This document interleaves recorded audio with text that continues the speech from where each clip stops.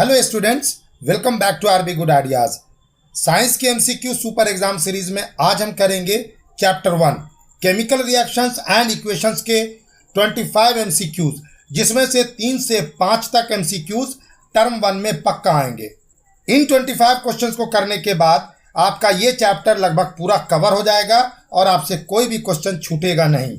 हर question के साथ मैं कंसेप्ट भी क्लियर करूंगा ताकि आपको समझ में भी आए कि क्वेश्चन में क्या पूछा जा रहा है, इसका आंसर कौन सा है और बाकी दूसरे ऑप्शंस इस क्वेश्चन के आंसर क्यों नहीं है। मैंने पहले ही कहा है, इन 25 क्वेश्चन में से 3 से 5 क्वेश्चंस एग्जाम में पक्का आएंगे, या तो सेम टू सेम या फिर वैल्यू और फैक्ट चेंज करके। इसलिए पूरे क्वेश्चंस को ध्यान से देखते जाइए, समझते जाइए और नोट करते जाइए। प्लीज़ लापरवाही मत कीजिएगा, वरना कहीं ऐसा ना हो कि बाद में आपको पछताना पड़े। अगर आपने इस चैप्टर को पढ़ लिया है तो इन क्वेश्चंस को करने में और आंसर बताने में आपको और आसानी होगी। तो पहला क्वेश्चन है, before burning in air the magnesium ribbon is cleaned with A sand paper two. जलाने से पहले मैग्नीशियम के फीते को सैंड पेपर से क्यों साफ किया जाता है? जब मैग्नीशियम को एयर में खुला छोड़ दिया जाता है तो ये ऑक्सीजन से रिएक्ट करके मैग्नीशियम ऑक्साइड बनाता है, जिसकी एक लेयर मैग्नीशियम रिबन के सरफेस पर जम जाती है, जिससे इसे जलाने में प्रॉब्लम होती है। सैंड पेपर से साफ करने पर एमजीओ की ये लेयर साफ हो जाती है और मैग्नीशियम रिबन इफेक्टिवली जलता है। इसलिए इस क्वेश्चन का आंसर है option B, remove the layer of magnesium oxide. तो आगे चलते हैं नेक्स्ट क्वेश्चन में। In a chemical reaction between sulphuric acid and barium chloride solution the white precipitate formed is. जब सल्फ्यूरिक एसिड और बेरियम क्लोराइड सॉल्यूशन के बीच chemical reaction होती है तो एक व्हाइट प्रेसिपिटेट बनता है। वो व्हाइट प्रेसिपिटेट क्या है? किसी केमिकल रिएक्शन में सॉल्यूशन से अलग होने वाले सॉलिड सब्सटेंस को प्रेसिपिटेट कहते हैं और इस तरह के रिएक्शन को प्रेसिपिटेशन रिएक्शन कहते हैं। तो सल्फ्यूरिक एसिड और बेरियम क्लोराइड सॉल्यूशन के बीच रिएक्शन से बेरियम सल्फेट का प्रेसिपिटेट बनता है। ये प्रेसिपिटेट व्हाइट कलर का होता है। इसलिए इस क्वेश्चन का आंसर है ऑप्शन बी, बेरियम सल्फेट। आगे चलते हैं next. Respiration is a kind of, यानी रेस्पायरेशन कैसा प्रोसेस है? रेस्पायरेशन से हीट पैदा होती है जो पूरी बॉडी में एनर्जी के फॉर्म में डिस्ट्रीब्यूट होती है। ऐसी कोई भी रिएक्शन जिसमें बाय प्रोडक्ट के फॉर्म में हीट पैदा होती है उसे एक्सोथर्मिक रिएक्शन कहते हैं। इसलिए रेस्पायरेशन एक्सोथर्मिक प्रोसेस है। तो इस क्वेश्चन का आंसर है ऑप्शन ए, एक्सोथर्मिक प्रोसेस। आगे चलते हैं क्वेश्चन नंबर 4 में। It is necessary to balance a chemical equation in order to satisfy the law of. किस लॉ को सही साबित करने के लिए केमिकल इक्वेशन को बैलेंस करना जरूरी है? केमिकल इक्वेशन एक क्लोज्ड सिस्टम है। किसी भी क्लोज्ड सिस्टम में मैटर ना तो क्रिएट किया जा सकता है और ना डिस्ट्रॉय किया जा सकता है। ये law of conservation of mass का बेसिक स्टेटमेंट है। इसलिए केमिकल इक्वेशन को बैलेंस किया जाता है ताकि law of conservation of mass को सेटिस्फाई किया जा सके। तो इस क्वेश्चन का आंसर है option D, conservation of mass. आगे चलते हैं नेक्स्ट क्वेश्चन में। Rusting of iron is a combination of. Iron में जो रस्टिंग होती है वो किस किस रिएक्शन का कॉम्बिनेशन है? रस्टिंग में वाटर के प्रेजेंस में आयरन ऑक्सीजन के साथ कंबाइन करता है। ये ऑक्सीडेशन रिएक्शन है जहां ऑक्सीजन एक ऑक्सीडाइजिंग एजेंट के रूप में काम करता है। अब चूंकि ऑक्सीजन भी आयरन के साथ कंबाइन करता है इसलिए ये कॉम्बिनेशन रिएक्शन भी है। तो इसका आंसर है ऑप्शन बी, यानी oxidation as well as combination reaction. आगे चलते हैं next question. When ferrous sulphate is heated it forms ferric oxide accompanied by a change in colour from. जब फेरस सल्फेट को गर्म किया जाता है तो ये फेरिक ऑक्साइड फॉर्म करता है, साथ ही कलर में भी चेंज होता है। हमसे ये पूछा जा रहा है कि इस रिएक्शन में किस कलर का कौन से कलर में चेंज होता है। फेरस सल्फेट एक ग्रीन कंपाउंड है जबकि फेरिक ऑक्साइड का कलर ब्राउन होता है। इसलिए जब फेरस सल्फेट को गर्म करने पर फेरिक ऑक्साइड बनता है तो उसका कलर ग्रीन से ब्राउन में चेंज हो जाता है। तो इस क्वेश्चन का आंसर है option C, green to brown. Next question है, which of the following gases is used in the storage of fat and oil containing foods? Fat और ऑयल कंटेनिंग फूड के स्टोरेज में किस गैस का यूज किया जाता है? बहुत ही बेहतरीन क्वेश्चन है। फैटी और ऑयली फूड ज़्यादा दिनों तक रखने से रैंसिड हो जाते हैं, यानी उनका स्मेल और टेस्ट दोनों ख़राब हो जाते हैं। ऐसे फूड मटेरियल्स को लॉन्ग टाइम तक यूज़फुल और अच्छा रखने के लिए उनको नाइट्रोजन में या हीलियम में स्टोर किया जाता है। ऑप्शन में हीलियम नहीं है जबकि नाइट्रोजन है, इसलिए इस क्वेश्चन का आंसर है ऑप्शन बी, नाइट्रोजन गैस। आगे चलते हैं। The neutralization reaction is a type of. Neutralization reaction कैसी रिएक्शन है? एसिड और बेस के बीच होने वाली रिएक्शन को न्यूट्रलाइजेशन रिएक्शन कहते हैं, जिसमें salt and water as a product बनते हैं। एसिड का एक पार्ट डिस्प्लेस होकर बेस के साथ अटैच हो जाता है और बेस का एक पार्ट एसिड के साथ ऐड हो जाता है। इस तरह से दोनों में ही डिस्प्लेसमेंट होता है, यानी डबल डिस्प्लेसमेंट होता है। इसलिए इसका आंसर है option A, double displacement reaction. Neutralization reaction के अलावा प्रेसिपिटेशन रिएक्शन भी डबल डिस्प्लेसमेंट रिएक्शन है। नेक्स्ट है question, which option denotes a double displacement reaction? कौन सा ऑप्शन डबल डिस्प्लेसमेंट रिएक्शन को बताता है? वैसे रिएक्शन जिसमें दो कंपाउंड आयंस की अदला बदली करके एक्सचेंज करके रिएक्ट करते हैं उसे डबल डिस्प्लेसमेंट रिएक्शन कहते हैं। इसका जनरल फॉर्मूला है AC + BD = AD + BC। तो इस क्वेश्चन का आंसर है ऑप्शन सी, AC + BD = AD + BC। आगे चलते हैं। Which among the following is double displacement reaction? आपसे क्वेश्चन पूछ रहे हैं कि इनमें से कौन सी डबल डिस्प्लेसमेंट रिएक्शन है। डबल डिस्प्लेसमेंट रिएक्शन में रिएक्टेंट में भी दो कंपाउंड होते हैं और रिएक्शन के बाद बनने वाले प्रोडक्ट्स में भी दो कंपाउंड होते हैं। यही इस रिएक्शन की जनरल पहचान है। ऑप्शन बी में रिएक्टेंट्स में भी दो कंपाउंड्स हैं और प्रोडक्ट्स में भी दो कंपाउंड्स हैं। इसके अलावा बाकी तीनों ऑप्शंस में LHS और RHS दोनों में दो दो कंपाउंड्स नहीं है। इसलिए आपका आंसर है option B, Na2SO4 + BaCl2 = BaSO4 + 2NaCl।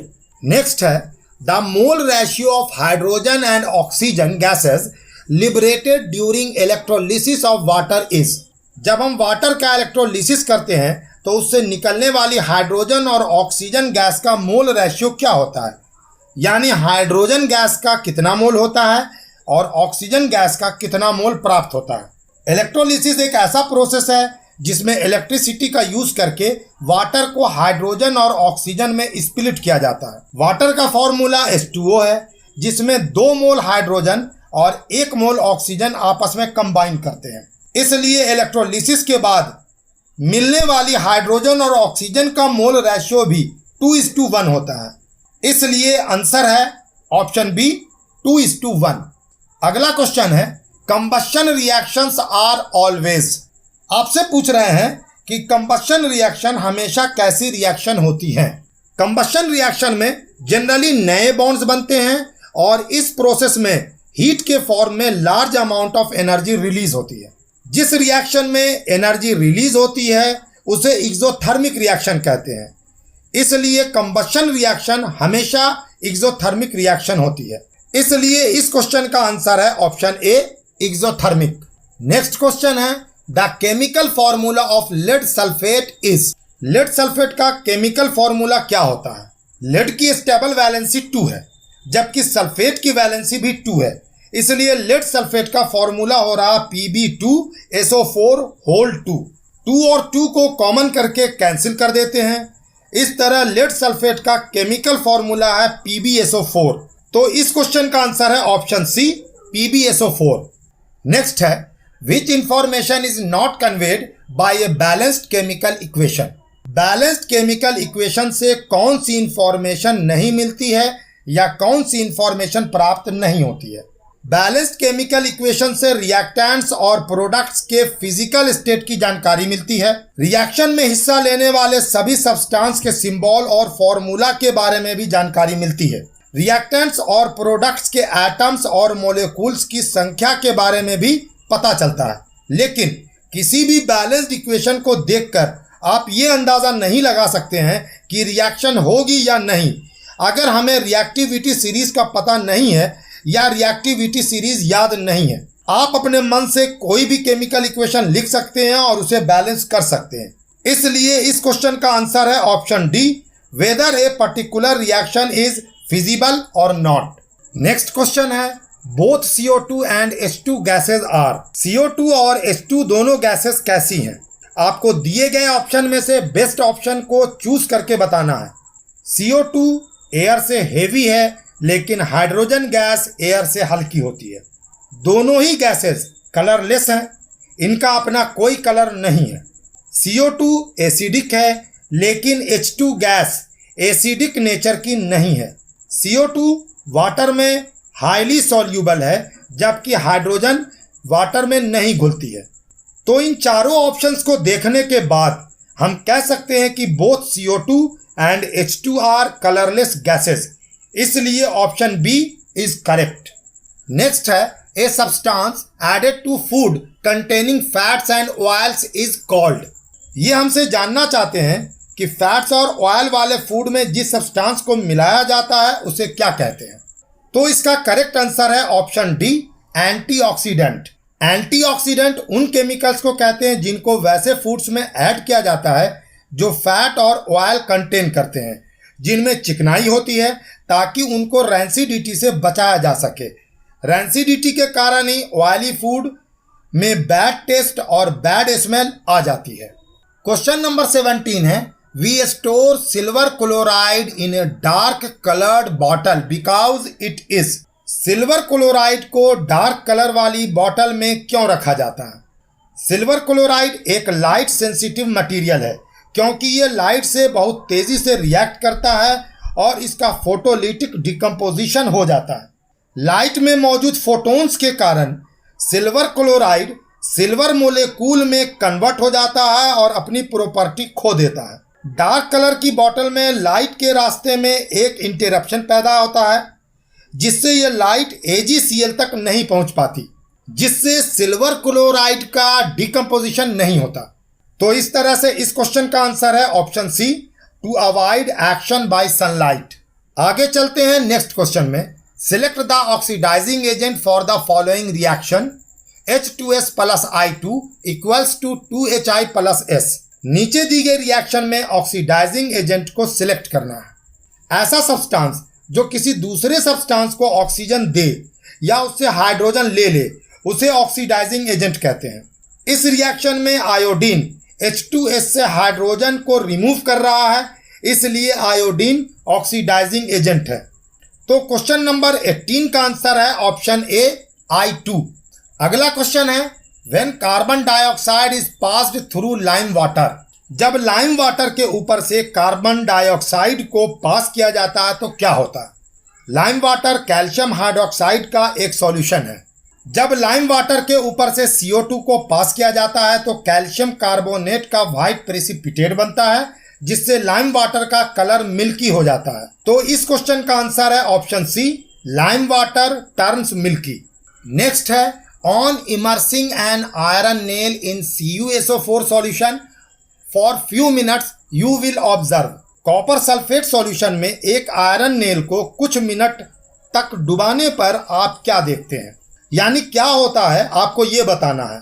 CuSO4 solution का कलर ब्राउन होता है। जब एक आयरन नेल को कॉपर सल्फेट सॉल्यूशन में डुबोया जाता है तो उसका कलर धीरे धीरे ब्राउन से ग्रीन हो जाता है और आयरन नेल पर ब्राउन कलर का एक सब्सटेंस डिपॉजिट होने लगता है। ऐसा इसलिए होता है क्योंकि आयरन कॉपर से ज़्यादा रिएक्टिव है। ये CuSO4 सॉल्यूशन से कॉपर को डिस्प्लेस कर देता है, इसलिए इसका आंसर है option D, the colour of solution changes to green. Next question है, ammonium chloride when heated gives NH3 and HCl which is on cooling again forms NH4Cl. This reaction is called।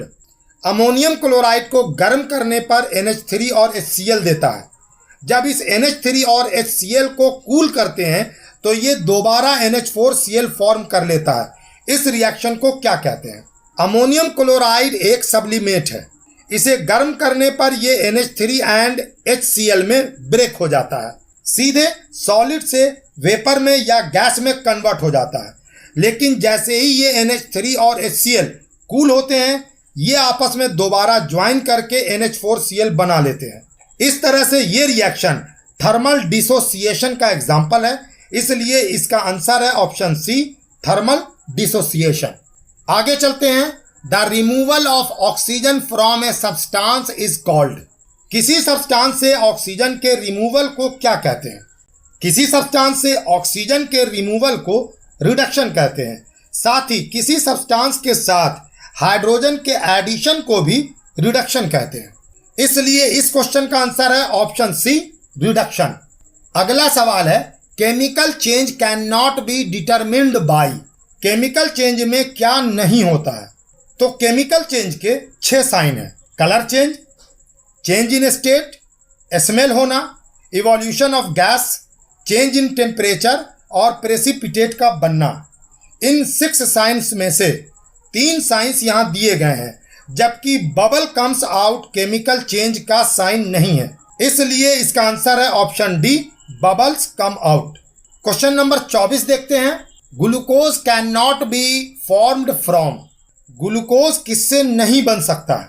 Green plants में glucose बनने के लिए CO2, water और sunlight की ज़रूरत होती है, लेकिन कार्बन मोनोऑक्साइड की ज़रूरत नहीं होती। कार्बन मोनोऑक्साइड से ग्लूकोज नहीं फॉर्म होता है, इसलिए इस क्वेश्चन का आंसर है ऑप्शन डी, कार्बन मोनोऑक्साइड। अब लास्ट क्वेश्चन है, स्लेक्ड लाइम इज। आपको बताना है कि स्लेक्ड लाइम यानी बुझे हुए चूने का यूज किस में होता है। स्लेक्ड लाइम एक सॉफ्ट, वाइट, क्रिस्टलाइन सब्सटेंस है जो वाटर और लाइम के बीच रिएक्शन से प्राप्त होता है। स्पेशली इसका यूज दीवारों पर पुताई के लिए किया जाता है। इससे दीवारों की चमक और ब्यूटी बढ़ती है। तो इसका आंसर होगा option C, used in white washing walls.